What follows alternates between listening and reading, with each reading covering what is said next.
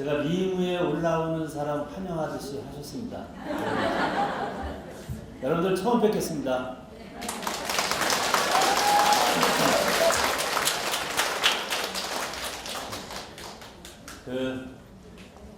처음 뵙겠습니다는 어떤 인사냐 하면은 1984년에 교황님이 오셔서 백삼위 성인 시성식을 여의도에서 했어요. 제가 신부된 지 얼마 안 됐을 때 했는데, 그때 교황님이 오셨을 때 그 슬로건이 이 땅의 빛이었습니다. 그런데 빛을 못 보는 사람들 있잖아요. 시각장애인들.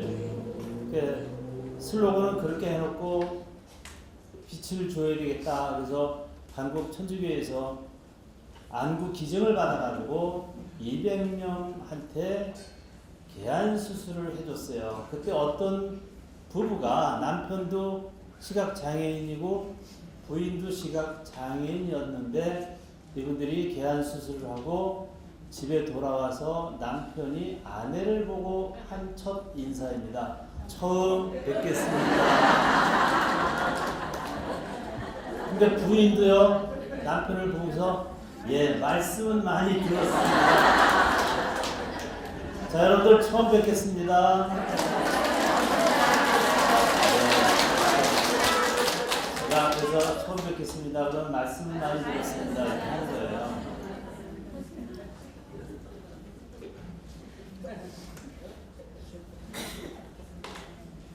제가 88년에서 92년까지 4년 동안 미국 시카고에서 교포 사목을 했는데 신자들도 많지 않고, 그래서 구역 모이면은 제가 성경 공부를 이렇게 프린트해 가서 공부시키고 식사하고 이렇게 구역 모임을 했어요. 어느 구역에 가는데 남편이 신앙생활을 하다가 안 하다가 되었다 흐렸다 하는 사람이 있어요. 자기 집에 구역 모임 때 신부님이 온다고 그러니까 이 사람이 도망가려고 그런 거예요. 미안해서. 부인이 신부님이 오셨는데 어디 도망가려고 그냥 꼼짝 못하게 해서 그냥 붙들려 있는 남편이 있었습니다. 성경 공부를 하고 난 다음에 우리 카톨릭 신자들이 너무 자유기도를 못하니까 자유기도를 하겠습니다. 그리고 제가 그냥 간단하게 먼저 자유기도를 했어요. 옆에 있는 구역장님이 신부님 옆에서 하니까 자기가 또 이제 구역장 체면에 하신 거예요. 하다 보니까 화토패 방향으로 이렇게 돌아가게 됐어 이제. 이제 큰일 난 거예요. 이 집 남편이 기도 성당도 안 다니는데 기도도 또 하게 된 거예요. 돌아가면서 자유기도인데 그냥 순서대로 돌아가는 기도가 됐어요. 더 긴장한 건 그 부인이에요. 이 남편이 어떻게 기도할까? 그거 긴장하는 거예요. 그런데 그분이 자기 차려오니까 기도하더라고요. 하느님, 저희 집에 신부님이 오셨고 형제님들도 오셨고 자매님들도 오셨고 많이 오셨고 저희들에게 축복도 주시고 사랑도 주시고 또 많이 이런 것들 저런 것들을 주시고, 근데 이 사람이 끝 마무리를 하려고 찾고 있는데 마무리가 안 되는 것 같아요.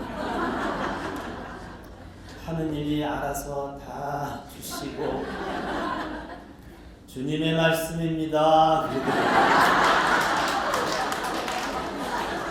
이 사람이 자기가 기도해놓고 주님의 말씀, 자기가 주님이에요.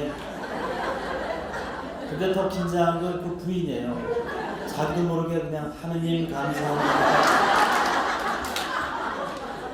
자기 남편은 하느님이래. 그래서 내가 그랬어요. 잘 논다. 아주 세트로 논다. 긴장하니까 그랬겠죠. 제가 그냥 좀 여러분들 분위기를 좀 바꿔놓으려고 이제 했습니다. 오늘 제가 할 강론은 미사 때 할까? 강론하고 미사만 할까? 여러 가지 생각했는데 또 여기 강론하고 난 다음에 미사 하려면 미사 때 강론을 또 해야 되잖아요.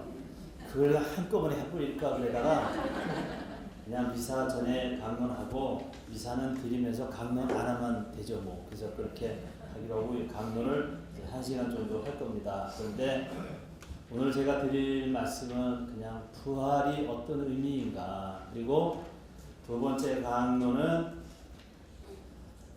예수님이 고통을 통해서 부활하셨는데 우리에게 주는 고통이라고 하는 그 의미는 무엇인가, 이 두 가지를 가지고 말씀을 드릴까 합니다. 첫 번째 강론은 부활에 대한 이야기입니다.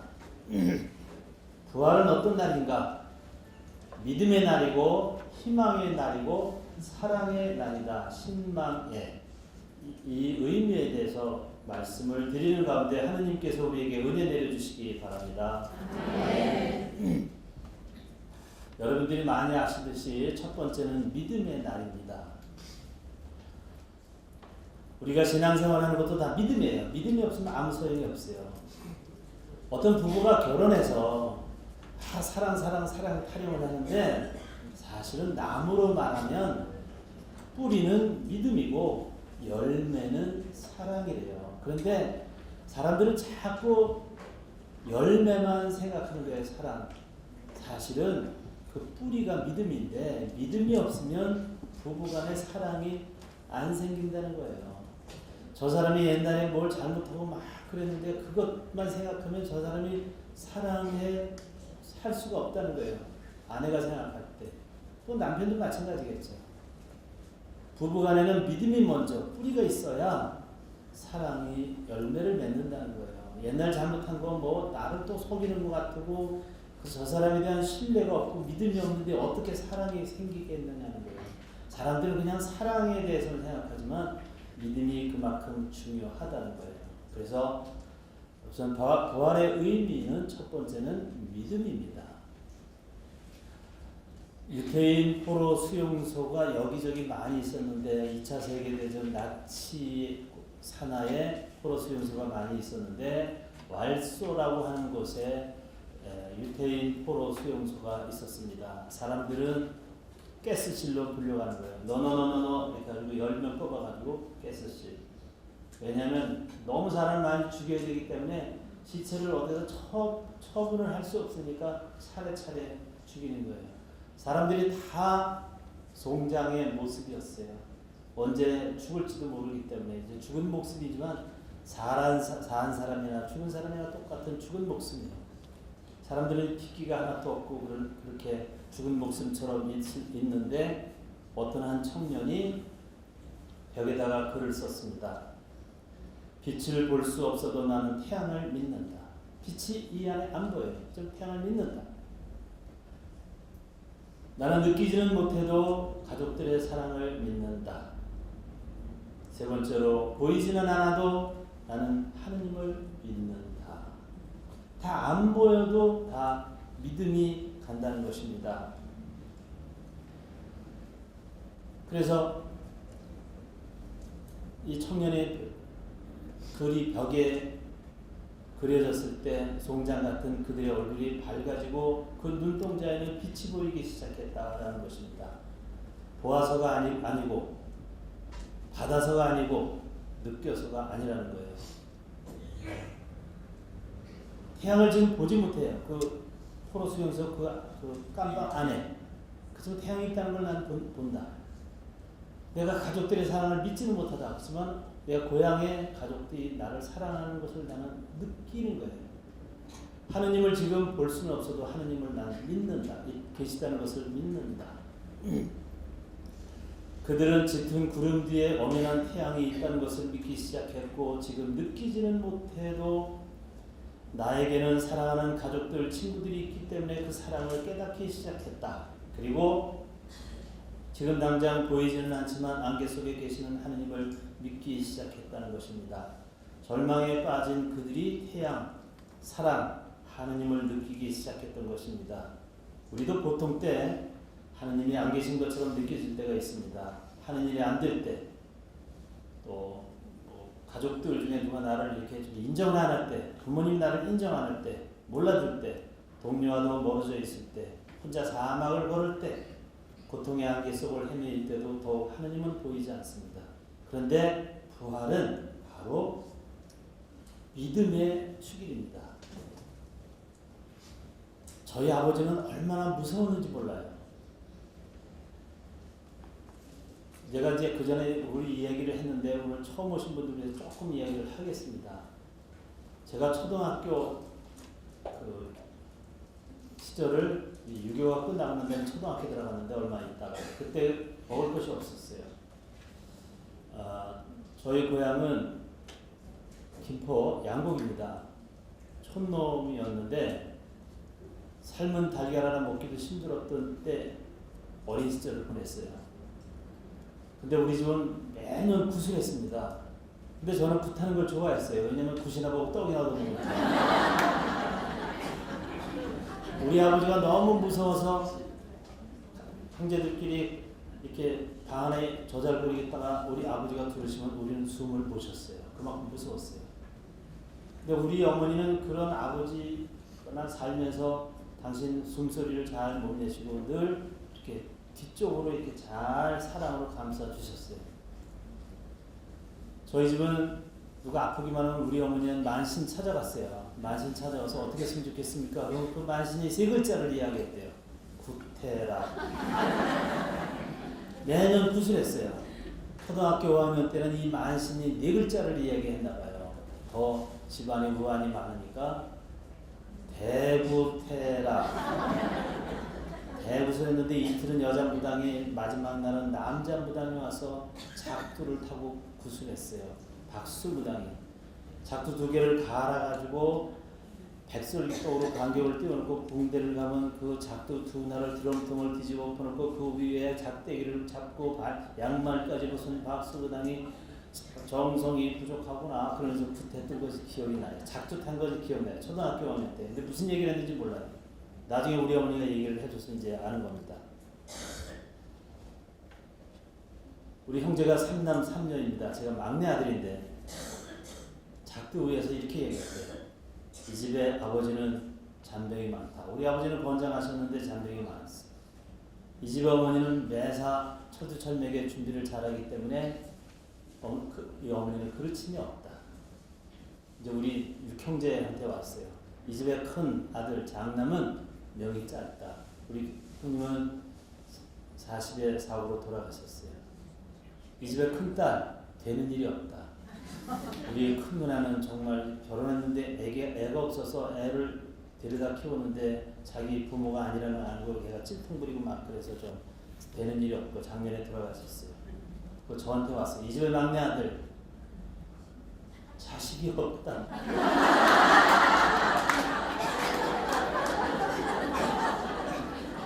저는 여기 마흔의 박수부장 때문에 신세가 이렇게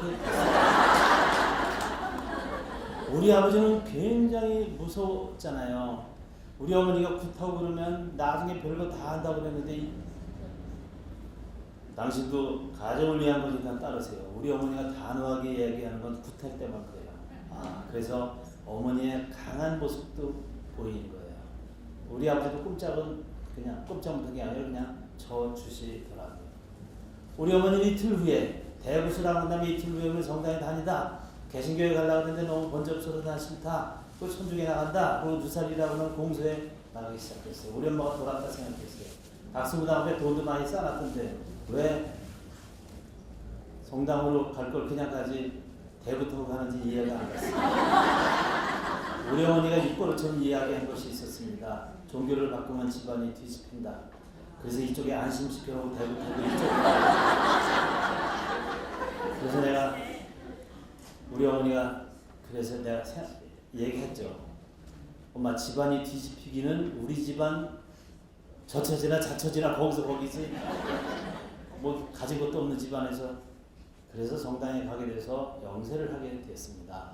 초등학교 6학년 말에 영세를 하게 됐어요. 우리 아버지는 그때도 독야 청청하시고 절대로 안 나갔어요. 가족들은 다 나갔어요. 근데 우리 어머니가 영세 받자마자 이제 신부님이 외국 신부님인데 그 신부님에 대해서 내가 물어보는 걸 잘못해서 신학교를 가게 됐어요. 엄마, 한국 사람들은 신부가 없어. 저분은 천당에 있다는데 하늘에서 떨어진 분이야. 우리랑 모습이 달랐잖아요. 어린 마음에 외국 사람은 처음 본 거예요. 외국 신부님을, 본당 신부님을. 그러니까 저분 천당에서 떨어졌어? 그랬더니 아니야, 미국에서 떨어졌어. 너도 신부가 되려고 해서 나 싫다 그랬어요. 아, 신부가 되면 좋다 뭐 그러더라고요. 그래서 나는 장가 들고 싶다. 장가 들어도 별것도 없다 그래요. 엄마는 시집 한번 가봤으니까 그렇지만 나도 한번 장가를 가고 내가 정말 장가 들고 싶었어요. 왜냐하면 우리 아버지가 너무 무섭게 해가지고 내가 장가 들면 내 섹시할 때 진짜 따뜻하게 해주고 싶었어요. 어떤 년인지 복도 없지.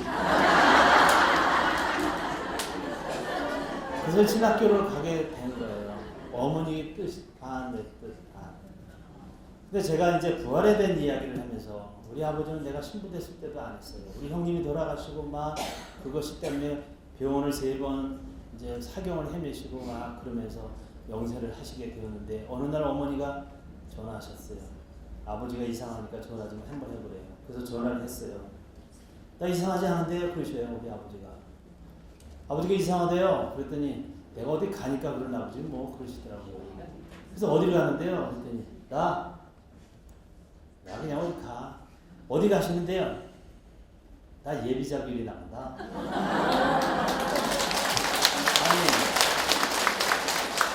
아니 내가 신부가 되고 난 다음에도 안 다니셨어요. 근데 형님 돌아가시고 그 박수무당이 맞긴 맞나 봐. 내가 어디가 이런 얘기하니까 그 박수무당 어디 사냐고 그랬대요. 죽었어요. 그 사람이 몇 살인데 죽었지. 찾아가 보려고. 그런데 예비자비리 나가신다는 게 우리 아버지 성격대로 하신 거예요. 20년 동안 혼자 독약청청 하셨는데 나중에 영세 받으시고 난 다음에 우리 아버지 1000마디가 어머니한테 교목금 얼마 내느냐, 얼마 낸다 그랬더니 그까짓 걸 교목금이라고 냈냐고 10배로 올리셨어요. 그리고 성격이 아주 부드러운 남자로 변했어요. 우리 아이가 달라졌어요. 아버지 옛날에 이렇게 무섭게 했냐고 그랬더니 자식 교육은 무섭게 해야 제대로 큰다고 할아버지가 교육시켰대요. 아버지는 참 부드러운 남자로 변했어요. 저는 이 세상의 모든 아버지들이 영세를 하더라도 우리 아버지는 영세를 안 할 줄 알았어요. 아, 이 아버지한테서도 이 따뜻한 사랑의 모습이 보이는구나. 깜짝 놀랐어요. 내가 나중에 이제 부활의 의미를 이렇게 생각하면서 희망이 없는 건 없어요. 우리 아버지한테는 절망이었는데 희망이 있는 거예요. 아, 이게 부활의 희망이다. 이런 생각이 들었어요. 아버지를 통해서. 제가 초등학교 때 처음에 성당에 갔을 때 주님의 기도가 하기 싫었어요. 하늘에 계신 우리 아버지 그러면 그 아버지 저 아버지는 우리한테 무섭게 하잖아요. 그래서 주님의 기도가 하기 싫었어요. 그런데 나중에 아버지 달라지는 모습을 보면서 아, 꽃들에게 희망을 하는 것처럼 이렇게 변하는구나. 제가 오늘 여의도를 오면서 신호대기에서 어떤 사람한테 문자 왔어요. 여기가 벚꽃이 만발하고 있다. 그랬더니 그 사람이 나한테 문자를 보냈어요. 운전이나 잘해. 그 사람이 나를 어떤 신부인데 내 분위기를 망쳐놨어요. 근데 벚꽃이 너무 좋대. 여기 한번 왔으면 좋겠다. 그랬더니 운전이나 똑바로 해. 벚꽃을 이렇게 봤어요. 앙상한 가지에 딱 꽃만 있는 거예요. 겨울에 그 나무를 보면은 정말 저기서 어떤 꽃이 필까 상상이 안 돼요. 그런데 거기에도 희망의 꽃이 그 움터 나오고 있었어요. 아, 저것이 부활을 맞이해서 꽃이 피는 것처럼 정말 예수님이 돌아가셨다가 도저히 살아날 수 없는 그런 분이 저렇게 살아나시는구나. 우리 아버지의 모습을 보면 부활의 그 희망이 누구에게나 있다는 것이 이렇게 생각이 드는 겁니다. 아버지 영세를 보면서 저는 많은 것을 이제 생각하게 되었습니다.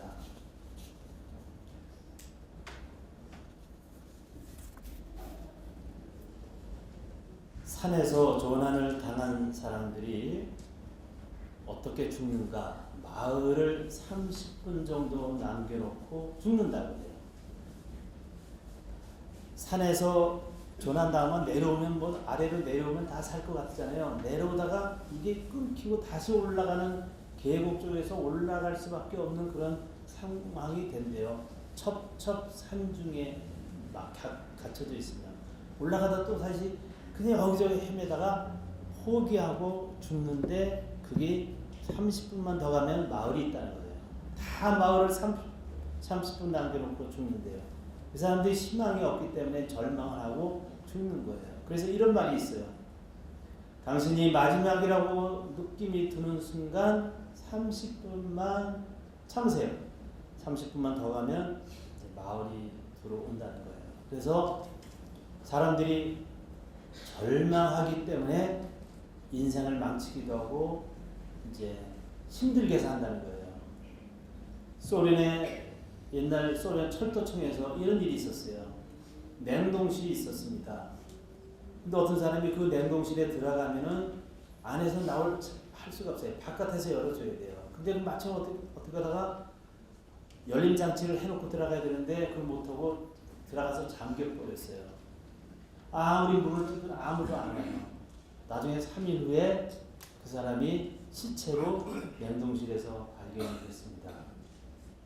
사람들이 이상하게 생각했어요. 왜 이 사람이 죽었나 거기서 보니까 그 냉동실은 고장이 난 냉동실이었어요. 나는 죽는다. 그래서 자기가 희망이 없이 그런 바람에 얼어서 죽었다는 거예요. 사실은 희망은 부활 아니더라도 우리 인생에 제일 중요한 겁니다. 우리 아버지 영세하는 모습이라든지 벚꽃에서 꽃이 피는 것, 그리고 나는 죽었다고 생각해서 산에서 조난당한 사람들 10만만 가졌으면 다 살아나는 거예요. 부활하신 예수님이 우리에게 희망을 주십니다. 경제 불안, 가정에 어떤 불안이 있을 때 조금만 참으세요. 그러면 부활하신 예수님이 우리에게 희망을 주십니다. 이 희망이 없는 것이 가장 큰 우리의 그 고통을 주는 것이에요. 근데 그것을 내가 잘 넘어가면은 나한테 희망이 있고 기쁨이 있다는 거예요. 그래서 사람들이 산에서 조난을 당하는 것이 아니라 희망을 조난당했기 때문에 죽는다는 거예요. 그래서 부활을 믿는 우리 신앙인은 부활에 대한 희망을 가지고 있어야 돼요. 그게 부활 신앙입니다. 절망하면 안 돼요. 어떤 죄든지 다 용서를 받지만 성령을 거스르는 죄는 용서를 받지 못할 것이다 라는 성경 말씀 있죠? 성령을 거스르는 것이 뭐냐? 성령은 우리에게 희망을 주시는 겁니다. 절망의 죄를 범하면 용서를 받지 못한다는 거예요. 어떤 죄도 용서받는데 자살했다. 이 사람은 나는 살 가망이 없다. 그리고 절망하는 거예요. 자살하는 것은 바로 희망을 잃었기 때문에 성령을 거스르는 죄가 된다는 것입니다. 언젠가 한번 투신 자살을 했다가 인천 성모병원에 실려온 사람을 어떻게 발견이 돼서 살아서 되돌아왔는데 이 사람이 깨어나더니 그냥 울면서 왜 나를 살려줬냐고 막 소리 지르고 그러는 거예요. 이 사람은 깨어났더라도 이 사람은 부활했다라고 그러지 않아요. 왜냐하면 부활은 희망을 가져야 되잖아요. 내가 왜 살렸냐고 그러는 사람, 이 사람은 소생된 거지 부활이 아니에요. 아, 내가 옛날에 잘못했다. 나는 이제 잘 살아야 되겠다. 희망을 가지면 그 사람은 부활을 한 거죠. 성경에 보면은 죽었다 살아난 사람이 2명이 있어요. 한 사람은 부자와 라자로, 그죠? 라자로가 죽었다가 이제 하늘나라에 살아나게 됐어요. 또 하나는 배당장 누구예요? 야이로의 딸. 죽었다 살았지만 이 사람들은 부활했다고 그러지 않아요. 왜냐하면 그냥 예수님이 소생시켜줬다. 부활은 반드시 희망이 있어야 돼요. 그래서 내가 부활절을 맞은 지 뭐 2주일이 됐는데 내가 희망이 없다. 그럼 나는 부활하지 못하는 거예요. 그래서 부활은 그 믿음의 날이고 이제 희망의 날입니다. 지금 제가 말을 이제 넘어간 거는 은근히 구렁이 당 넘어가듯이 넘어갔는데 아까 믿음의 날에서 희망의 날로 이제 넘어가게 된 것입니다. 그래서 우리들은 꿈과 희망이 있어야 돼요. 제가 교포 사목할 때 미국에 있는 신부들 모임을 1년에 한 번씩 하는데 한 번은 하와이에서 했어요. 나 없다고 그러세요.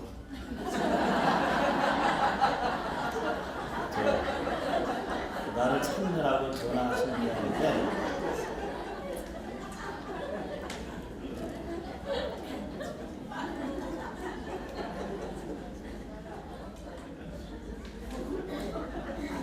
여기 있는지 어떻게 알고 또 그 사람이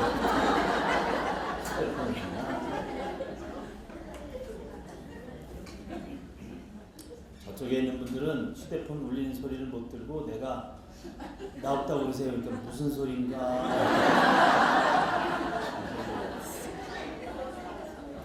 휴대폰이 울려서 내가 그렇게 얘기한 거예요. 하와이에 갔는데 40년, 한국을 떠난 지 40년이 되는 어떤 노인을 만났어요. 이 노인이 사탕수수밭에 이제 징용으로 일제시대 때 끌려와서 이제 노인이 된 거예요.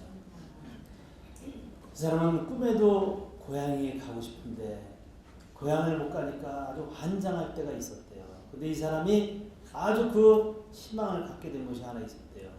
와이키키 해변을 이렇게 바라보면서 자기가 어렸을 때 살았던 통영 앞바다를 늘 생각했대요. 이 꿈이 있는 동안에 희망이 생겨가지고 그 어려움을 잘 견뎠대요. 노산 선생이 노래를 했잖아요. 꿈엔 늘 잊으리로 이렇게 하는 거, 뭐 그렇게 하는 거죠. 그 잔잔한 고향바다. 그게 노산 선생이 그 작사를 했어요. 이 사람이 통영 앞바다를 생각하는데 와이키키 해변을 볼 때마다 이 사람이 그래서 우울증에서 해방됐다 그런 얘기를 하더라고요. 사람이 꿈이 없고 희망이 없으면 우울증에 걸리는 거예요. 부활의 삶이 바로 이런 것입니다. 저는 어렸을 때 그냥 꿈이 한번 어디 생생 달리고 싶은 꿈을 늘 꿨어요. 어느 날 옛날에 뭐 지금 오토바이 같은 것도 옛날에 없었잖아요. 자전거에다가 모터를 다는 자전거가 있었어요. 그걸 타고서 그냥 언덕길을 꿈에 막 내려가는데 너무 신났어요. 근데 브레이크가 안 걸려가지고 발을 그냥 차고 막 그러면서 깼던 적이 있어요. 그런 꿈이라도 좀 사람이 꾸어야 돼요. 그래야 희망이 있다고요. 미국의 어떤 사형수가 아침에 일어나면 세멘트 담벼락 때문에 아주 우울증에 걸릴 것 같아요. 햇빛도 잘 안 들어오고.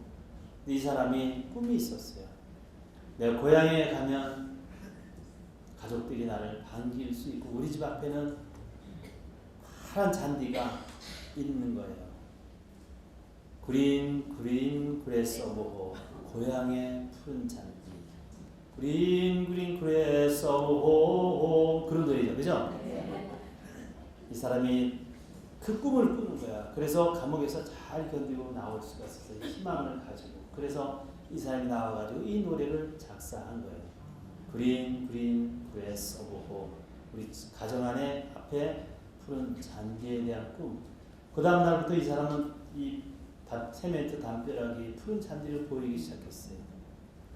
이 어려움을 잘 겪고 사형수가 다시 무기수를 되고 가명을 받아서 나오게 돼서 이 노래를 쓰게 됩니다. 이것들이 희망에 대한 이야기입니다. 그래서 부활은 우리에게 희망을 주는 축일이기 때문에 내가 희망을 잃어서는 부활의 삶을 사는 것이 아니에요. 아까 그랬죠. 우리는 보이지는 않아도 태양을 믿고 느끼지 못해도 가족들의 사랑을 나는 믿고 지금 볼 수는 없어도 하느님을 믿는다. 그 이제 내가 왔다 갔다 하는 거예요. 지금 믿음에 갔다가 희망을 갔다가 다시 믿음으로. 내가 정신이 없어가지고 아까 해야 될 걸 못했거든. 다시 하는 거. 그렇지만 여러분 쓰는 것만 다시 그거 갖다 쓰면 되잖아요. 그죠? 됐죠? 우리는 머리가 돌아가죠? 네, 믿음에 대해 다시 돌아가는 겁니다.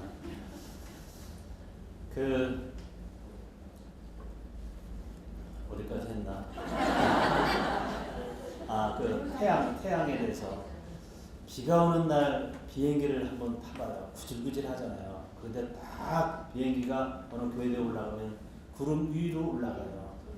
거기에 딱 올라가면 밑에 구질구질하게 비가 왔던 생각이 하나도 안 들어요.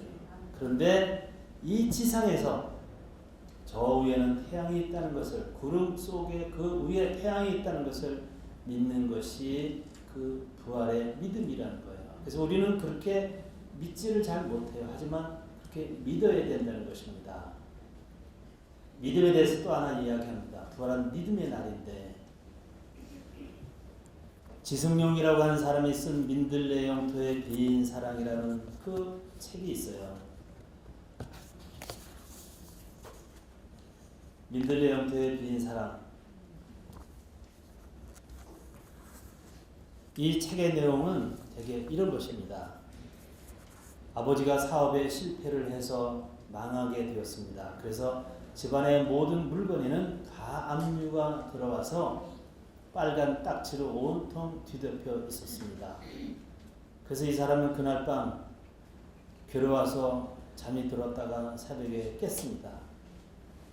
화장실에 가려고 하는데 아버지 방을 이렇게 보니까 방 밑으로 문틈으로 불빛이 보이고 있었어요. 아버지도 나처럼 괴로워서 잠을 못 주무시고 계시구나. 그래도 아버지한테 그냥 인사라도 하고, 아버지 어떻게 잠 못 주무세요? 이렇게 하려고 방문을 이렇게 열어보니까 아버지는 깨끗하게 옷을 다 단정하게 입으시고 책을 읽고 계시더라는 겁니다. 깜짝 놀랐어요. 자기는 아버지가 너무 괴로워서 엎드려 있든지 막 그럴 줄 알았더니 책을 읽고 계시는 거예요. 이때 이 아들이 생각한 거예요. 아버지가 저렇게 버팀목으로 버티고 있는 한 우리 집은 망하지 않겠다. 그 버팀목에 대해서 생각을 하게 된 거예요. 이 아버지에 대한 믿음이 이렇게 생기고 난 다음부터 잠을 아주 늘어지게 잘 수가 있었다. 이것이 바로 민들레 영토의 빈 사랑이라고 하는 책에 나와 있는 내용입니다. 조금 전에 그 딱지를 보았을 때처럼 마음이 언짢거나 발걸음이 무겁지 않았다는 거예요. 아버지 모습을 보고 난 다음부터. 방금 아버지의 모습을 보았기 때문에 그래요. 아버지는 평소와 다를 바가 없었던 거예요. 저토록 든든한 아버지가 제자리를 지키는 이상 우리 가정에 대해서 걱정할 필요가 없겠다. 사실 집안이 망했다고 생각하면서 나도 모르게 위축되어 있었는데 오래간만에 잠을 잘 수 있었다는 것입니다. 우리 가정을 한번 보세요. 우리 삶 가운데는 가끔 빨간 딱지가 붙을 때가 있어요. 육신적으로 뿐만 아니라 영적으로도 늘 이런 빨간 딱지가 우리에게 붙어 있습니다. 이럴 때 우리에게 가장 필요한 것은 무엇이냐? 내가 믿고 기댈 수 있는 버팀목이에요. 신앙인은 그 버팀목이 누구냐? 하느님이십니다. 시편 62편에 보면은 다윗 왕이 생애에서 가장 어려운 때를 만나서 쓴 시편이 62편입니다. 62편에 보면은 이런 내용이 있습니다. 자기 어려움을 이렇게 이겨나갈 수 있은 힘에 대해서 시편 62편에 쓰고 있어요. 어떤 것이냐? 인생에서 왜 가장 어려웠던 시절이 다윗 왕한테는 무엇이었느냐? 아들의 배반이었습니다. 어느 날 아들 압살롬이 자기한테 왕권을 빨리 안 준다고 궁궐 바깥으로 나가서 군사를 이끌고 거기서 이제 호시탐탐 아버지를 쳐들어갈 그런 준비를 하고 있었습니다. 어느 사람들이 궁궐에 송사를 하러 들어가려고 하면 문 앞에서 딱 막고, 당신에게 이 송사를 들어줄 사람이 없다. 저 궁궐에는 다 썩을 대로 썩었다. 그 사람한테 잘 해주면서 자기 편을 만들고 그래서 와신상담 군사들을 이렇게 모으고 권력을 만들어서 어느 날 아버지를 침략을 하게 됩니다. 이 반란군이 쳐들어왔을 때 다윗 왕은 정부군을 형성해서 이 반란군과 맞서면서 정부군 그 대장이었던 요압 장군한테 당부를 합니다. 아무리 내 아들이 반란을 일으켰더라도 내 아들 몸에는 손을 대지 말아 달라. 이게 아버지의 청이에요. 그래서 나중에 반란군이 나중에 망하게 돼서 막 후퇴하게 되고 정부군이 쫓아가고 있었어요. 이 아들은 말 타고 도망가다가 머리가 남구불에 의해서 머리가 패서 말은 그냥 가버리고 대롱대롱 매달려 있는 것을 끄집어내서 칼로 목을 베고 압살롬의 그 머리를 다윗 왕한테 당신 아들의 목이 여기 있습니다 했는데 다윗 왕이 자기 아들 목을 보고 너무너무 슬프게 오는 거야. 이놈은 어떠려고 네가 나한테 이렇게 할 수 있느냐. 우리에게 이런 일을 해서 애비 마음을 이렇게 만드냐. 막 우는 모습이 가장 힘들었을 때의 모습이 시편 62편입니다. 그때 저는 이렇게 생각했어요. 그 새끼 이름도 잘 졌어. 아주 압살롬이 아주 압살을 당한 놈 같으면 뭐 어떻게 아버지한테 대들고. 이때 다윗 왕이 생각한 거예요. 절대로 이 세상에 믿을 사람이 없다. 그래서 더더 하느님께 향하는 믿음이 강해졌다 하는 것입니다. 사실 다윗 왕한테는 일생을 보면은 배반이라고 하는 단어가 너무 많이 따라다녔어요. 장인이었던 이 발음을 못해. 장인이었던 사울한테서도 배반을 당했어요. 아들인 압살롬한테도 새끼 이름을 진짜 잘 졌어요. 어떻게 한국말을 알긴 알았나봐. 압살을 당할 놈 같은 거라고. 압살롬한테서도 배반을 당했고 군대의 장관인 요압한테서도 배반을 당했습니다. 자신도 또한 우리아의 아내 바세바를 목욕하는 걸 그 여인을 훔쳐다가 자기 수실로 삼고 거기에서 벌을 받아서 애가 태어났지만 죽었잖아요. 그리고 다시 하느님이 해결을 했기 때문에 그 우리아라고 하는 사람 부인이었던 바세바한테서 다시 태어난 아들이 솔로몬이었습니다. 그가 철저하게 깨달은 것이 있습니다. 이 무수한 배반 속에서 하느님 외에는 믿을 대상이 없다. 그래서 다윗은 점점 더 믿음이 강한 왕으로 이렇게 변화하게 됩니다. 그래서 이 부활을 사는 우리들은 정말 보이진 않아도 하느님을 믿는 마음을 부활 때 가지고 있어야 부활 신앙이 된다는 것입니다. 또 하나 먼저 얘기한 것처럼 우리의 신망이 있어야 돼요. 우리에게 신망을 주는 분이 하느님이십니다. 세 번째로 이제 부활은 뭐의 날? 사랑의 날이라는 겁니다. 제가 이 사랑의 날에 대해서는 아주 간단하게 말씀을 드리겠지만 이제 어떤 이야기를 하나 하면서 하겠습니다. 부활에 우리가 달걀을 먹는데 이 달걀에 대한 이야기입니다. 옛날에 우리 인천교구 나그일 외국 주교님이신데 그 주교님이 이런 말씀하시더라고요. 주객이 전도된 것이 너무 많대. 성탄 때 있죠. 성탄 때 예수님이 성탄하셨잖아요. 그런데 크리스마스 카드를 보면은 전부 다가 루돌프 사슴코 개만 있다는 게 아무 그 새끼가 탄생했나? 왜 예수님 탄생에 루돌프 사슴코 뻘매 끌고 가는 것만 있느냐는 거예요. 이게 잘못됐다는 거예요. 루돌프 사슴코 그거는 로버트 메이라고 하는 사람이 가난하게 살면서 동화를 썼어요. 그런데 다 삼류 잡지에서 사가고 돈을 못 벌고 있고 아내는 6년 동안 병석에 있었던 로버트 메이라는 사람이 어느 날 루돌프가 코가 빨개서 다른 사람들한테 다른 사슴들을 놀려대며 웃어대며 웃겠지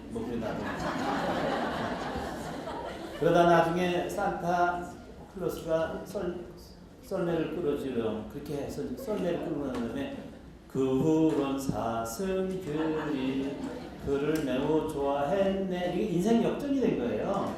이것을 동화를 썼어요. 동화를 써서 이것이 이 동화를 그 워드라고 하는 잡지사에서 비싸게 샀어요.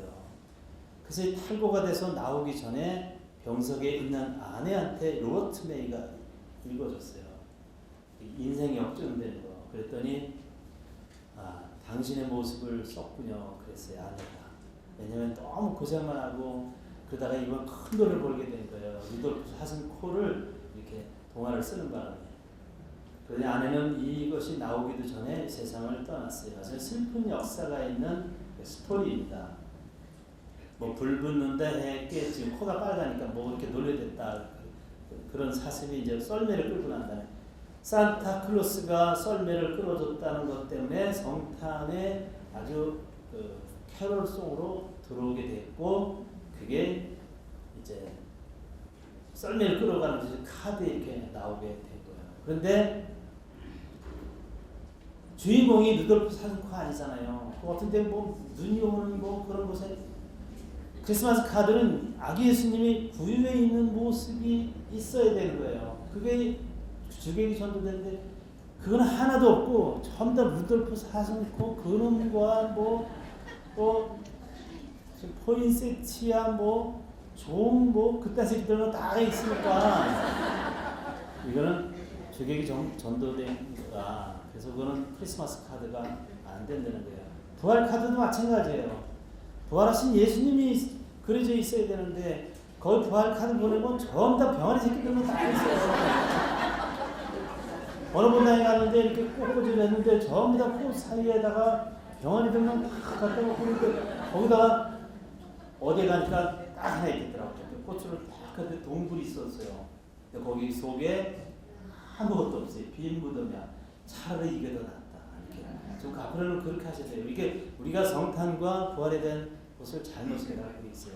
성탄에 대한 이야기가 나오니까 제가 교우청에 11년째 관리국장으로 있습니다. 근데 주교님이 놔주지 않아서 본당 가고 싶은데 못 가고 이렇게 있어요. 그래서 나는 내가 지금 다른 데로 외부로만 돌아버려요. 이렇게 강론에 되면 이 강론으로 이렇게 데모하는 거예요. 제가 그래도 이 나이 먹도록 혼자 미사를 꼭 합니다. 매일같이. 그래서 혼자 미사하기 때문에 주님께서 벽과 함께 이렇게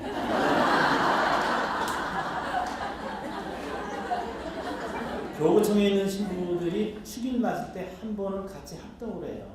어떤 신부가 자기 영령 축일 때 이런 강론을 하더라고요.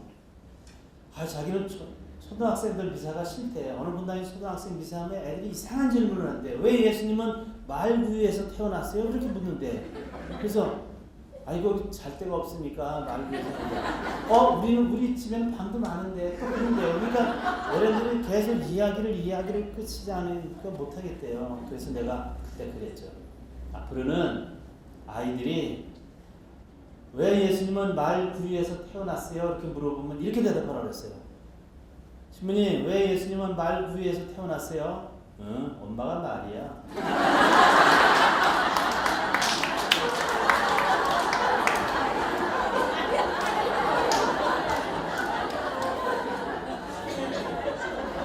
맞잖아요. 엄마가 말이야. 말이야. 볼 수도 있지만 엄마 세 명이 마리아잖아. 마리아. 근데 걔들은 또 그렇게 말하면 애들은 못 알아듣고 부모님이 왜 말일까? 그랬던 생각. 그래서 부활 색깔의 색계란에 대해서 말씀을 드리는 것입니다. 십자군 전쟁 때 어느 귀족이 십자군 전쟁 때 나갔는데 고향집으로 이 귀족이 전사했다는 소식이 들렸어요. 그래서 이 귀족 부인이 수소문을 해보면서 자기 남편을 찾아 나섰습니다. 그런데 남편이 주둔했다는 그 근처 마을까지 갔는데 남편 소식을 들을 수가 없었어요. 죽었다는 소문만 다 있었어요. 그래서 오도 가도 못하고 그런 상황에서 부하가 그 자기 남편이 죽었다는 걸 알고 재산을 어떻게 다 사기쳐서 다 빼돌려 버렸어요. 그래서 아무것도, 그래서 고향에 갈 수도 없는 이 귀족 부인이 남편이 전사했다는 그곳에서 남편의 넋을이라도 기리려고 그 마을에 정착을 하게 됐는데, 오갈 데가 없으니까 그 마을 사람들이 아주 착한 사람들이 많아서 이 부인을 잘 사랑을 베풀어주고 정착할 수 있도록 도와줬습니다. 이 부인은 자나깨나 이 마을 사람들에 대해서 내가 받은 사랑에 대해서 보답을 해야 되겠다 생각하고 열심히 일하고, 그러면서 어느 날 부활절이 다가왔을 때 자기 봄이 되면 닭을 치고 또 닭이 알 난 것을 팔아서 이렇게 생계를 유지하고 있었는데, 이 달걀 선물을 해야 되겠다. 그래서 부활날 아침에 이 동네에 있는 모든 아이들을 다 초대했어요. 자기 집에 초대해서 이제부터 너희들, 하느님이 너희들한테 선물을 줄 거다. 산에 가면 버섯이 많으니까 버섯을 가지고 나무 등걸 밑에다가 이렇게 새 집을 하나 만들어 놔라. 각자 자기가 어디든지 새 집을 이렇게 만들어 놓으면 자기가 만든 새 집을 기억해 뒀다가 이제 거기에 놓아준 천사의 선물을 받아라. 그리고 다 끝나면 자기 집으로 오라 그랬어요. 자기 집 와서 아침 식사를 이제 아이들 차려놓고 다 먹도록 하고 난 다음에 얼른 가서 달걀에다가 색깔도 칠하고 성경 말씀도 쓰고 뭐 예쁘게 해가지고, 이렇게 산에 가보면 알잖아요. 애들이 만들어놓은 그 이렇게 새 우리 나무 등걸 밑에 알을 다 이렇게 놔놨어요. 그러고 난 다음에 이제 집으로 내려가서 아침 식사를 마친 아이들한테 이제 너희들이 만들어놓은 거기 가면 하늘의 천사들이 너희들에게 선물을 줬을 거다. 그래서 애들이 가보니까 정말 아주 예쁜 달걀들이 있는 거예요. 그래서 달걀을 다 기쁜 마음으로 가져왔어요. 그때 또 달걀이 굉장히 비쌌잖아요. 그 옛날이니까, 십자군 전쟁 때니까. 그래서 아이들은 너무 기쁘고 거기에는 성경 말씀도 있었어요. 하느님을 사랑하는 사람에게 축복을 더 사랑하십니다. 라든지 뭐 하느님은 사랑이 있습니다. 라든지 이런 성경 말씀을 다 적었어요. 그리고 그 중에서 어떤 소녀 하나가 오후에 자기 언덕 넘어 있는, 산 넘어 있는 할아버지 집을 방문하게 되었습니다.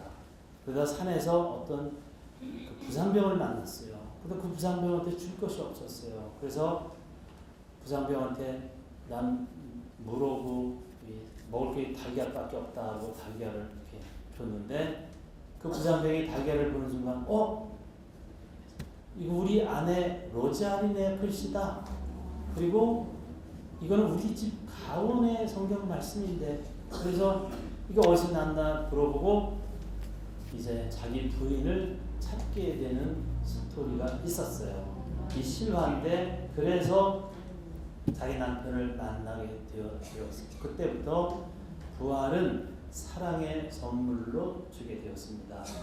내가 사랑을 마을 사람들한테 받았고, 마을 사람들한테 되돌려주기 위해서 사랑을 자녀들에게 줬고, 자녀들도 그 사랑을 이 부상병한테 안 줬으면 영원히 못 만나죠. 그래서 그걸 보고 자기 아내를 찾게 되고, 이런 것이 바로 사랑의 사이클입니다. 이 사랑의 사이클이 바로 이 부활의 사랑에 대한 모습으로 달걀을 받는 것입니다. 여러분들 달걀을 받을 때마다 이건 사랑의 사이클이다. 이것을 먹고 사랑을 더 많이 실천해야 된다. 그런 마음으로 달걀을 받고 먹고 그러셔야 돼요. 그래서 부활은 길어지기도 했지만 하여튼간 믿음의 날이고 희망의 날이고 사랑의 날이다. 이런 마음을 가지고 부활의 삶을 사셔야 됩니다. 이제 두 번째로는 저는 예수님이 이제 고통을 많이 당하시고 부활의 영광에 이르셨는데, 이 고통이 우리에게 주는 의미가 무엇인지에 대해서 조금 말씀을 드릴까 합니다. 지금 몇 시예요? 4시 15분? 3시 반이요? 내가 이제 4시 반까지 할 거니까 이제 한 20분 정도 더 하고 지루하세요? 아니요. 근데 왜 말 꼬리가 올라가요? 아니에요.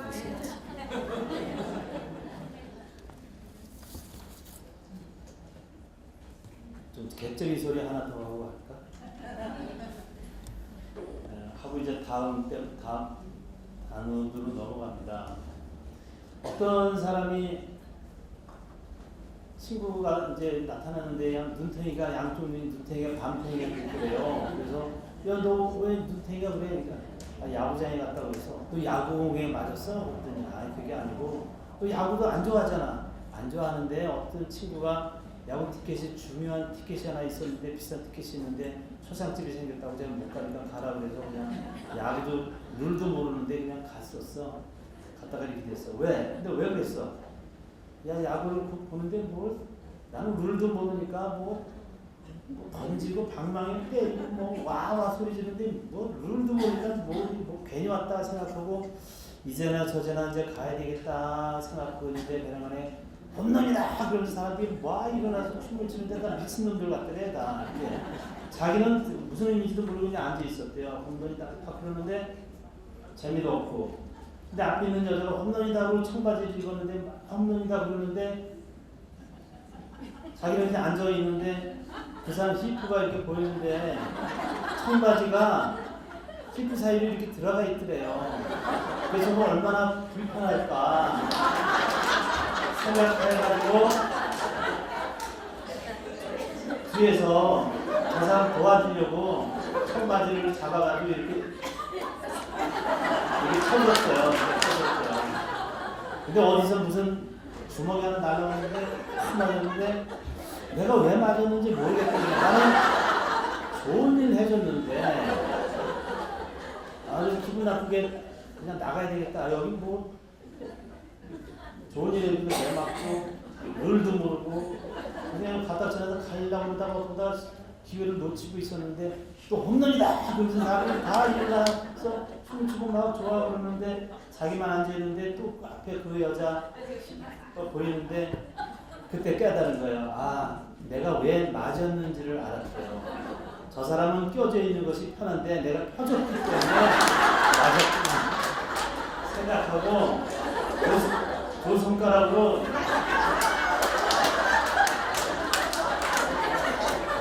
근데 이쪽에서 주먹이 확 날아가고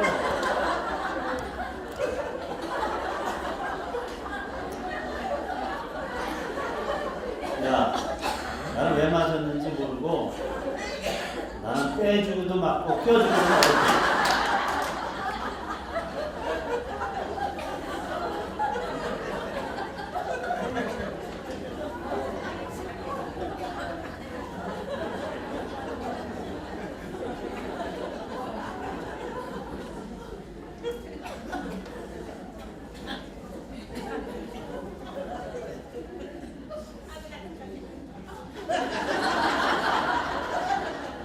여러분들 좀 진정하세요.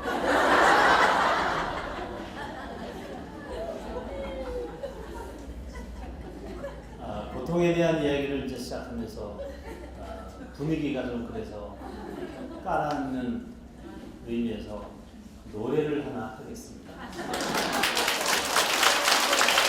여러분들 이거는 노래가 아니에요. 그냥 이제 노래지만 그냥 관광버스 타고 가면서 하는 노래처럼 생각하지 마시고 이야리 고개를 1절과 2절을 함께 부르겠습니다. 제가 크게 부를 테니까 여러분들 가사로만 따라서 하실 때 절대로 박수 치지 마세요. 여러분들 노래만 나오면 관광버스 탄 것처럼 치지 말으시고 그리고 이 노래를 잘 가사를 생각해 보세요. 이야리 고개 1절과 2절을 하겠습니다. 여러분들이 그냥 할 수 있는 데까지 그냥 따라하세요.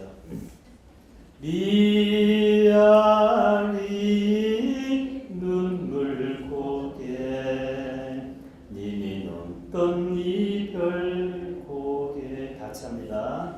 화양연 기합을 가려 눈 못 뜨고 헤매일 때 당신은 철사줄로 두 손 꽁꽁 묶인 채로 뒤돌아보고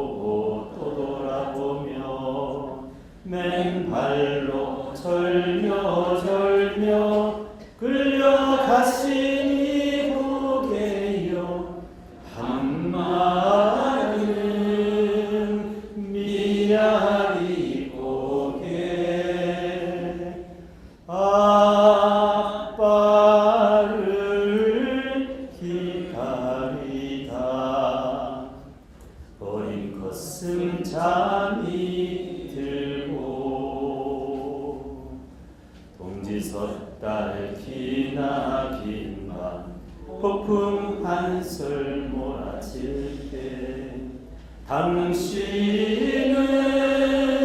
감옥살이 얼마나 고생을 하고 10년이 가도 100년이 가도 사람만 돌아오소 울고 넘던 이 고개여 하는 말은 미아리 고개. 이 노래 제목이 뭔지 아세요? 단장의 미아리 고개. 미아리 고개라고 하면 안 되고 단장의 미아리 고개입니다. 단장이라는 뜻은 창자가 끊어집니다. 사람의 고통이 극에 닿으면 창자가 끊어진다고 해요. 애간장은 될 것도 아니고 이 노래는 1956년에 6.25가 끝나고 난 다음에 발표된 노래입니다. 6.25에 대한 슬픔이 있는 노래입니다. 북한 북한군들이 이제 이북으로 퇴진을 하면서 유일한 통로인 미아리 고개를 넘어가는 모습을 그린 노래입니다. 이 노래는 이재호 작곡, 반야월 작사, 이혜연이 노래를 했고 오아시스 레코드사에서 음반이 나온 노래입니다. 1956년에 발표된 노래입니다. 반야월 선생은 6.25 때 자기 딸을 잃었어요. 그리고 아마 미아리 고개에 있는 데서 어떤 애교분 엄마가 자기 남편이 끌려가는 모습을 보고 자기 딸에 대한 슬픔을 이 노래에 담은 것 같아요. 미아리 눈물 고개 님이 넘던 이별 고개 화양연기 앞을 가려 눈 못 뜨고 헤매일 때 당신은 철사줄로 두 손 꽁꽁 묶인 채로 뒤돌아보고 또 돌아보며 맨발로 절며절며 울고 넘던 이 고개여 한많은 미아리 고개 아빠를 기다리다 어린 것은 잠이 들고 동지 섣달 기나긴 밤 폭풍 한술 몰아칠 때 당신은 감옥살이 그 얼마나 고생을 하고 10년이 가도 100년이 가도 사람만 돌아오서 울고 넘던 이 고개여 한많은 미아리 고개 애교는 이 엄마가 자기 남편 끌려가는 모습을 보고 창자가 끊어지는 것 같은 그런 마음으로 반야월 선생은 자기 딸을 잃었기 때문에 그런 이 엄마의 모습을 자기 마음과 담아서 이 노래를 썼어요. 아니 이 노래를 부르자고 하면 박수치고 강강포스 탄 것처럼 그러면 안 되는 거예요. 이 노래는 정말 창자가 끊어지는 것 같은 고통이에요. 6.25의 고통. 그걸 우리가 생각하면서 이 노래를 불러요. 어떻게 보면 굉장히 슬픈 노래이고 국민가요라고 볼 수 있어요. 그러면 여기 제목이 미아리 고개 그러면 안 된다는 거죠. 단장의 미아리 고개. 단장이라고 하는 말은 중국 고사에 나와 있는 말입니다. 중국 오나라 때에 환원이라고 하는 사람이 부하들을 이끌고 부대 이동을 하고 있었습니다. 배를 타고 이동을 했는데 어떤 부하 한 사람이 장난 삼아서 새끼 원숭이를 배에다 태웠어요. 그런데 애미 원숭이가 자기 새끼 때문에 그 배길 따라 이 부대가 이동할 때 배를 따라서 강둑을 계속해서 내려가고 있었어요. 그 새끼 때문에 안절부절 못하고 그러면서 내려가다가 이 강이 두 갈래로 갈라지게 됐어요. 이쪽으로 가니까 이 강둑에 있던 원숭이가 이제는 더 이상 쫓아갈 수 없다는 걸 알고 점프를 했어요. 그렇게 점프를 잘하는 원숭이도 거리가 너무 머니까 간신히 배 머리에 팔을 잡았는데 부딪혀서 아마 너무 충격이 세서 죽은 것 같아요. 그래도 끝까지 손을 놓지 않고 있었어요. 나중에 부하들이 원숭이 애미를 끄집어 놓으니까 이미 죽었어요. 근데 배가 새카만 거예요. 그래서 갈라봤더니 창자가 끊어져 있었어요. 아주 고통이 심할 때 창자가 끊어진다고 그래요. 그때 생겨난 말이 단장입니다. 그래서 이 반야월 선생도 단장의 미아리 고개를 이 노래에서 적은 거예요. 그래서 이 노래를 이렇게 들어보면 정말 창자가 끊어지는 단장의 마음을 가지고 이 노래를 우리가 해야 돼요. 그러면서 또다시 유교와 같은 그런 일이 일어나지 않도록 기도하고 살아야 되는 거예요. 물론 나도 이제 나이가 많이 들었지만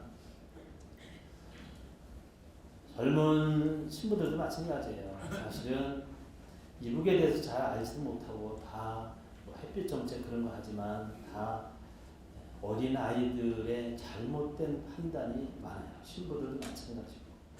이 노래를 들으면서 얼마나 우리가 힘든 세월을 보냈느냐 하는 것을 알아야 되죠.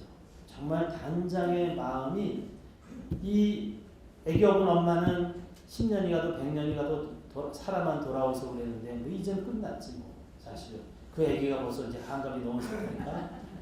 그러니까 이게 우리 비극이잖아요. 정말 이 사람들이 살 때 창자가 끊어지는 마음으로 살았을 거예요. 그런데 똑같은 단장의 마음이 예수님한테도 있었어요. 만든 끈에다가 그 끝에 동물의 뼈라든지 아니면 쇠붙이, 날카로운 쇠붙이를 달아낸 것으로 등허리를 맞으셨으니까 그 고통은 이루 말하실 수가 없었다는 거예요. 그리고 예수님의 손에 박힌 못은 손가락만한 한 15cm 되는 못인데 이 못이 손바닥에 박히면 체중에 이게 찢어진대요. 그래서 손목에 박혔다는 것이 의학자들의 설명입니다. 손목에 박혀야 이 체중을 이제 지탱한다는 겁니다. 그리고 예수님의 발이 미끄러질까봐 버팀목을 해는 거기에 두 다리가 겹쳐져서 두 번째와 세 번째 사이에 못을 박히고, 그리고 그 십자가는 그냥 대패질을 잘하는 십자가 아니라 나무 등골 같으면 그 거칠은 그 십자가 나무에 등을 이렇게 했으니까 못 박힐 때 어젯밤에 찢겨진 상처에 너무 고통이 많으셨을 거라는 겁니다. 예수님이 십자가 달리셨을 때 이제 천천히 이제 숨을 내쉬면 몸이 밑으로 쭉 깔아졌다가 다시 숨을 몰아쉴 때 발에 힘을 줘야 되잖아요. 몸을 일으켜야 되고요. 그 손목에 힘을 줘야 되잖아요. 그럴 때마다 등허리가 찢기는 것 같은 고통. 숨을 쉴 때마다 이 손목과 발, 등 이런 데 고통이 인간의 한계를 넘는 극에 달한 고통을 받으셨을 거라는 것이 의학자들의 설명입니다. 예수님은 그거보다 더 큰 고통을 당하셨는데 그것이 바로 제자들의 배반입니다. 그런 고통은 어떻게 보면은 다 단장의 그런 고통을 받으셨을 거라는 겁니다. 그래서 우리들이 이제 어떤 부활의 삶을 살려면 예수님의 고통 후에 부활하셨듯이 우리가 살면서 고통을 이렇게 잘 견뎌 나가고 그러는 삶이 우리에게 필요하다 하는 것입니다. 부산교구에 강신부님이라는 분이 계세요. 그 신부님이 성령 세미나를 같이 하는데 미국에서 이런 이야기를 하더라고요. 자기가 외아들이고 자기 밑으로 여동생이 있었대요. 근데 아버지가 자기 15살 때 세상을 떠나셨대요. 그런 바람에 졸지에 자기가 소년 가장이 되었기 때문에 신학교를 안 가고 이 가정을 책임져야려고 할 때 엄마가 그러셨대요. 그러니까 이렇게 뭘 도움이 될까? 너는 신분한다. 세 여동생은 내가 알아서 합니다. 그래서 신부가 됐답니다. 근데 이 신부님이 신부가 되고 난 다음에 세 여동생들이 결혼을 할 때 아버지가 없으니까 손을 잡고 들어갈 자기 오빠니까 그래서 자기 넥타이 메고 딴딴딴하고 이렇게 왔대요. 하고 신랑 손잡게 하고 난 다음에 얼른 제이방에 가서 넥타이 풀고 제이 갈아입고 세 여동생들을 주례를 섰대요. 그런데 막내딸이 외인집에 시집을 갔는데 늘 추석 때 구정 때면 그날 울면서 나는 엄마 시집살이 너무 심해서 난 가기 싫어 막 그런데요. 근데 친정 엄마가 그때마다 아주 단호하게 너 그따위 넋두리려고 친정에 왔으면 오지 마, 친정에. 그리고 누구는 시집가서 뭐 허강하는 줄 알아. 너를 외인집에 시집 보내게 한 것은 하느님이 너를 도구로 삼으신 거야. 네가 친정 시댁 식구들한테 잘해서 시댁 식구들이 다 영세할 수 있도록 너를 사자로 보낸 것이니까, 전령자로 보낸 거니까 그따위 소리 뭐 누구는 시집가서 뭐 허강하는 줄 알아. 그따위 소리 아니에요. 그따위 소리 하려면 친정에 오지 마라. 그래서 하루를 자고 가려고 그러는데도 다른 딸은 자고 가게 하는데 그 딸은 못 자고 가게 하고 등 띄우면서 보내드려요. 이 신부님이 강신부님이 볼 때 우리 어머니의 단호한 모습을 볼 때 처음 봤대요. 그렇게 단호하게 한 이 엄마가 그 시댁에서 고통당할 자기 딸을 생각하면서 눈물을 흘리면서 1년을 기도하면서 눈물을 흘리더래요. 아, 이것이 정말 엄마의 사랑이구나 하는 것을 느꼈다는 거예요. 만일에 이 엄마가 자기 딸이 시댁에서 고통당한다 그러면, 그래? 내 딸을 어떻게 키우는데 고통을 이렇게 하는가? 그러고 사부인한테 전화할 엄마도 있겠죠. 도대체 내가 딸을 어떻게 키우는데 이렇게 막 하느냐 그러면 그 사부인이 그럴 거예요. 말 잘했다. 도대체 어떻게 키웠길래 조금만 그러면 쪼로로 친정에 와서 그렇게 얘기하냐. 그럴지도 모르죠. 여기에서 딸을 사랑하는 친정 엄마의 모습은 뭔가? 딸을 꽉 껴안고서 시댁으로 못 가게? 그럼 처녀 귀신으로 그냥 처녀 아니지 결혼했으니까. 귀신으로 만드는 것이 엄마가 딸을 사랑하는 모습일까요? 이때는 아니에요. 엄마는 그냥 시댁으로 내쳐야 돼. 너 시댁으로 돌아가. 네가 살아야 될 곳이 거기야. 너 친정이 아니야. 친정의 비빌 언덕을 만들어주지 마는 것이 친정 엄마의 그 사랑이에요. 끝까지 자기가 드리고 있어서 자기 딸이 인생이 뭐 좋을 게 뭐가 있어요. 무조건 보내고 여긴 기댈 언덕을 만들어주지 않는 것이 친정 엄마의 사랑이에요. 그러고 난 다음에 딸이 불쌍해서 기도를 드리면서 눈물로 1년을 보내는 어머니의 모습을 보고 이게 정말 사랑이다. 하늘에 계신 아버지께서는, 하느님 아버지께서는 예수님이 이 세상에서 단장의 고통을 당하셨을 때 정말 이 고통 속으로 예수님을 몰아 넣으면서도 하느님은 기뻐하실 게 아니라 같이 마음 아파서 예수님과 함께 단장의 고통을 같이 받으시는 것이 성부의 사랑이라는 거예요. 그래서 우리들이 이 세상에 어떤 고통을 당할 때 하느님 왜 가만히 있느냐라고 하느님을 원망할지 모르지만 하느님도 똑같은 마음으로 기도하고 우리를 위해서 돌봐주세요. 그렇지만 그 고통은 피할 수 없는 고통이기 때문에, 딸이 시댁에서 당하는 고통은 피할 수 없는 고통일 수도 있어요. 나중에 드시는 그래요. 다 막내 여동생 시댁 식구들이 다 영세를 하고 지금은 잘 사네요. 그때 만일 자기 엄마가 딸을 끼고 돌았으면은 딸의 인생을 망친 거라는 거죠. 사랑이라는 것은 어떤 고통을 그 당시는 고통스럽더라도 그걸 넘어서는 것이어야 한다. 예수님이 십자가의 고통을 넘어서지 않으면 부활의 영광이 없었을 것이라는 겁니다. 영국의 어부들이 북해도에 가서 청어를 잡아다가 런던에 갔다가 팔았습니다. 그런데 청어를 이제 잡는 배가 있고 청어들을 이제 모아가지고 운반선이 있어요. 운반선 가두리 안에 청어들을 다 집어넣고 산소 공급을 해주고 모든 조건을 잘 해주고서 닷새가 걸리는 시간 동안 항해를 해서 런던에 오는데 이 청어들이 다 죽는 거예요. 그럼 반값밖에 못 받는 거예요. 어떻게 하면 살려올까 아주 고심을 해도 산소도 공급해주고 모든 조건을 다 맞춰줬는데도 죽어서 오는 거예요. 근데 어떤 사람이 살려서 와서 돈을 아주 2배로 아주 제대로 받았어요. 비결을 알려달라는데 안 알려줬어요. 나중에 강압을 써서 이제 하니까 나중에 알려줬는데 이런 거였습니다. 청어를 잡아서 가두리 운반선 안에 집어넣고 청어를 잡아먹는 물고기 한 마리를 넣는 거예요. 그럼 안 잡힌 먹히려고 긴장을 해서 계속 도망다니다 긴장을 해서 런던까지 살아오는 거예요. 그럼 그 전에 어떻게 했느냐? 잡아먹는 고기도 없고 산소 공급도 잘해주고 풍랑도 없고 아주 편하게 가만히 계시니까 동태 눈깔처럼 눈깔만 멀뚱멀뚱하게 뜨고 있다가 죽어가는 거예요. 자기를 잡아먹는 청어를 잡아먹는 물고기겠으니까 도망다니다 긴장해서 끝까지 살아 있는 거예요. 인생은 긴장을 하게 되면은 생기가 있을 수 있다는 거예요. 긴장을 안 하면 사람이 무기력해지고 점점 이제 힘들어질 수도 있다는 것입니다. 아라비아 속담에 이런 말이 있어요. 맑은 날이 계속되면 사막이 된다. 맑은 날이 계속돼 보세요. 비가 안 오고.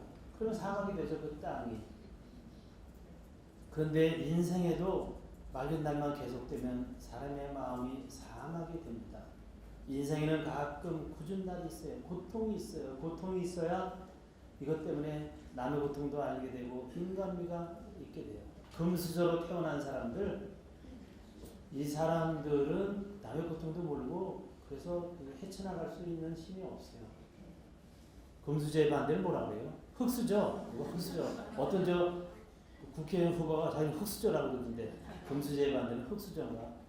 이런 사람들은 고통을 이겨낼 수 있는 힘이 있습니다. 어떻게 보면은 인생에서 어떤 고통이 온다는 것은 하느님이 이렇게 그 고통을 통해서 우리를 이끌어 주시는 하느님의 사랑의 모습이라는 것입니다. 그래서 그 아라비아 속담에 있는 것처럼 맑은 날이 계속되면 사막이 되는 것처럼 우리가 고통이 적당하게 있는 것이 인간미가 있고 또 하느님을 알게 하는 것도 있다는 거예요. 그래서 고통이 하나도 없이 해달라고 자꾸 기도하지만 그 고통을 넘어설 수 있는 힘을 달라고 우리가 기도를 해야 한다는 것입니다. 성경에 보면은 우리에게 오는 고통이 두 가지가 있습니다. 하나는 자기 탓으로 오는 고통, 또 하나는 자기 탓이 아닌데 오는 고통. 이렇게 두 가지가 있어요. 자기 탓으로 오는 고통은 무엇인가? 세 가지라고 볼 수 있어요. 어떤 사람이 술을 과하게 먹었다, 과음을 했다.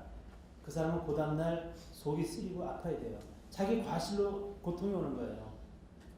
그런데 이 사람이 술을 마셨는데도 그 다음날 속도 안 쓰리고 아무렇지도 않고 그러면 그 다음날 또 술 먹고 나중에 술 과음을 해서 나중에 죽고 말 거예요. 근데 하느님은 술을 전날 많이 마신 사람 속 쓰리게 해서 다시는 술이 배기도 싫게 만들어 줘야 그 다음날 술을 안 먹고 계잖아요. 그래서 이 사람이 술로 인한 그 다음날 배가 아픈 고통은 나중에 이렇게 하다 보면 죽기 때문에 죽음을 미연에 방지해주기 위한 하느님의 축복이에요. 배가 아픈 작은 고통을 통해서 죽음이라고 하는 큰 고통을 미연에 방지해주기 위한 하느님의 축복이 이 술 많이 마시고 난 다음에 배가 아픈 거예요. 어떤 사람은 술 많이 마신 날 그 다음날 배가 아프고 그러면 꼭 이런 얘기하는 사람이 있어요. 내가 다시는 술 안 먹는데 내가 또 술 먹으면 난 개다. 개 많어.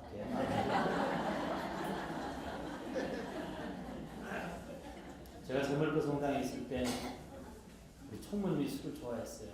그런 날 이제 관광버스 타고 등산회가 있어서 가면 신자들 이렇게 여기 붙어라 그러면 한 10대 정도 이렇게 등산도 가고 그랬어요. 돌아올 때는 차에서 이 사람들한테 술을 권하는 거야. 너 이 사람이 안 드시더라고. 난 술 안 먹는다고. 술을 좋아하는데 왜 안 드시냐고 그러니까 그 내부 술이 중이라고. 이 사람은 술을 하루 먹으면 3일은 쉬어야 된대. 몸이 견디지 못한대. 그래서 술을 많이 마시고 난 다음에 그 다음날 아픈 것은 그렇게 계속 마시다 보면 죽을 수 있기 때문에 하느님이 이 배가 아픈 작은 고통을 통해서 죽음이라고 하는 큰 고통을 미연에 방지하여 주기 위한 하느님의 축복이에요. 그래서 이 고통은 축복이에요. 어떤 사람이 과음을 했다, 과식을 했다. 그 다음 날 사람은 보기도 싫어야 돼요. 또 먹고 그럼 짜증나서 죽어요. 제가 답동성당에 있을 때 예비자교리를 하는데 어떤 우리 인천시청의 총무국장을 하셨던 분이 나이가 드신 분인데 그분이 6.25 참전을 하셨대요. 너무 배고파가지고 나한테 그런 질문을 하더라고요. 신부님 배고픈 고통이 큽니까? 배부른 고통이 크다라고 생각합니까? 그래서 배고픈 고통이 크죠. 그랬더니 네. 배부른 고통이 얼마나 고통이 큰지 모르겠어요. 자기 6.25 때 너무 배가 고파서 금반지를 팔아가지고 이걸 한 시커멓게 죽어야 되겠다. 그래서 그걸 한 양동이 밥을 해가지고요 다 먹었대요. 밥이 올까지 했는데 얼마나 고통이 심한지 밥이 이제 꼴도 보기 싫고 그래서 너무 과식을 한 사람은 그 다음날 밥이 보기도 싫어야 돼요. 또 그다음 고난이면 과식하면 짜고 나서 죽을 거라고. 죽음이라고 하는 더 큰 고통을 미연에 방지해 주기 위한 고통은 하느님의 축복입니다. 어떤 사람이 너무 일을 많이 해서 죽을 시간도 없다. 과로한 사람들, 과로해서 나도 죽을 수 있어요. 그렇기 때문에 과로하게 되면 몸살이 나서 고통을 받게 해요. 이 고통은 죽음이라고 하는 큰 고통을 미연에 방지해 주기 위한 하느님의 축복입니다. 그래서 이 세상에 살면서 우리들 어떤 고통을 당할 때 그것은 하느님이 나를 사랑하기 때문에 고통을 미연에 방지해 주기 위한 것입니다. 그래서 왜 나만 이런 고통을 당하느냐? 그렇게 하시면 안 돼요. 비아리곡에서 하는 그 단장, 예수님도 고통을 당하셨어요. 그리고 친정 어머니가 딸을 위해서 내몰라치게 한 것처럼 하느님도 우리를 교육시키기 위해서 그래요. 이 고통이 나를 절망으로 이끌어가는 것이 아니라 더 나를 살리려고 하는 하느님의 축복이라는 것을 우리는 생각해야 됩니다. 그래서 고통에 대해서 늘 감사하는 마음을 가지고 살아야 됩니다. 성경에 보면 이런 말이 있어요. 내 짐은 가볍고 내가 주는 멍에는 편하다. 그런 말이에요. 내가 주는 짐은 가볍고 내가 주는 멍에는 편하다. 편하다는 것이 뭐냐? 라틴어로 보면은 히라보로 보면은 이 편하다는 뜻은 크레스토스라고 하는 단어를 씁니다. 크레스토스는 편하다는 것은 알맞다라는 뜻이에요. 내가 주는 고통은, 내가 주는 짐은, 내가 주는 가볍다는 것은 알맞다는 뜻이에요. 사람이 살면서 너무 짐이 무거워도 안 돼요. 또 너무 가벼워도 안 되고 알맞다는 거예요. 사람이 옷을 자기한테 맞는 옷을 입어야 그게 편한 거예요. 그게 편하다는 것은 알맞다라는 뜻입니다. 저는 어렸을 때 너무 못 사는 집에서 보내가지고 중학교 1학년 올라갈 때 보면 우리 어머니가 옷을 사준다고 좋아했는데 이거 보면 얼마나 큰지 여기를 3번 걷고 바지도 3번을 걷어요. 그래서 아주 큰 것을 입었기 때문에 바지 밑이 돼가지고 앉을 때마다 입고 있는데 여기가 푹 찢어지고 막 그런 옷을 입었어. 야, 우리 엄마는 어떻게 이렇게 지독하게 이렇게 나한테 한 번도 맞는 옷을 입어본 적이 없었어요. 맞는 옷을 딱 한 번 입었는데 우리 형이 입던 옷이었어요.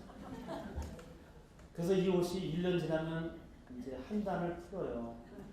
또 2년 지나면 한 단 더 풀고 3년째 옷이 맞으려고 그러면 다 헤어져서 입을 수가 없어요. 이때 생각한 거예요. 옷이라는 것은 내가 나한테 알맞아야 편한 거예요. 너무 꽉 끼는 것도 불편하고 너무 큰 것도 불편한 거예요. 그래서 예수님이 말씀하셨어요. 내가 주는 짐은 가볍다, 편하다. 내 멍에는 편하다. 편하다는 것은 나에게 알맞다라는 것입니다. 그래서 예수님이 이런 고통을 당해서 부활했듯이 우리는 부활한 삶을 살아야 되는데 믿음, 희망, 사랑의 모습을